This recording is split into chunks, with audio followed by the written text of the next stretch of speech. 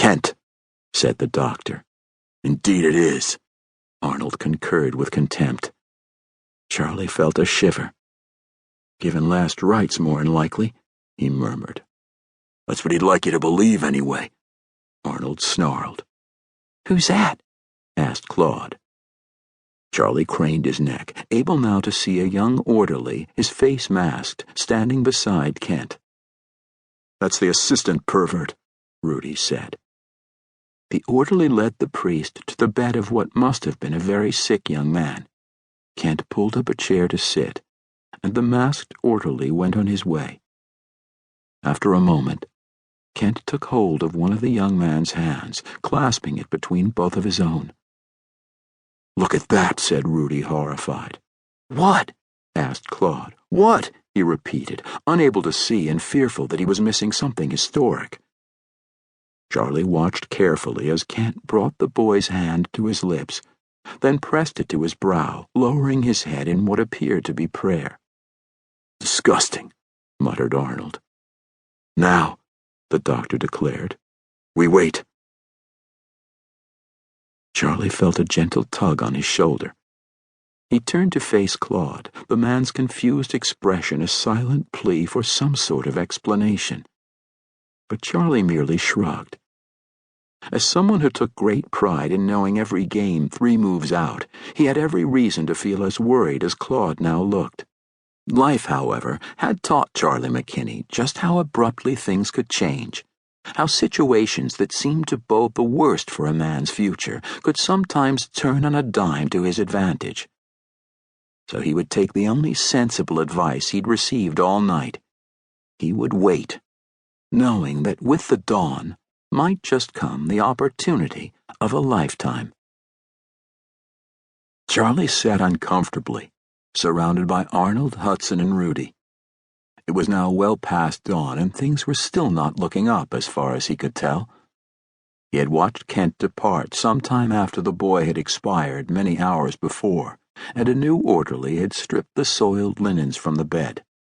He glanced over at Claude, slumped on the floor of the utility closet, sleeping like a baby. Charlie doubted that he had ever slept like a baby, even when he was one.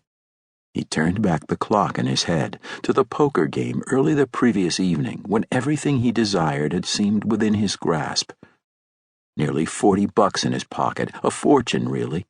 His eyes set on a fine night with Dottie, his favorite girl, a bottle of something strong and sharp to share between them, and enough dough left over to spread some goodwill for a day or two. Then he'd let that barrel-chested army sergeant convince him to stay for one more hand. Sure, Charlie had said, and why not? He'd marked the cards himself.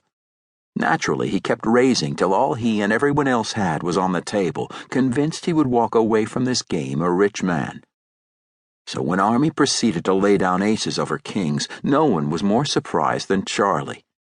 The smug faces on the guy's doughboy pals told him it was Army versus Navy from the first. Where the hell had Claude been when he needed him? The Texan's sheer size made him count for 2 at least, and together they might have stood a chance. Alone, however, Charlie had seen no choice but to walk away empty-handed.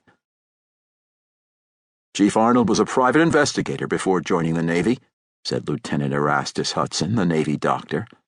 "Hunting down sexual deviants was his specialty."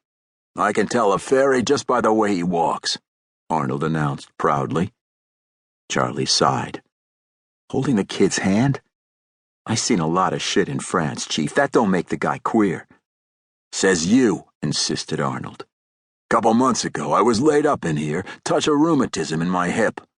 One night, some orderly, a real sissy, he's hovering around, fussing with the bedclothes.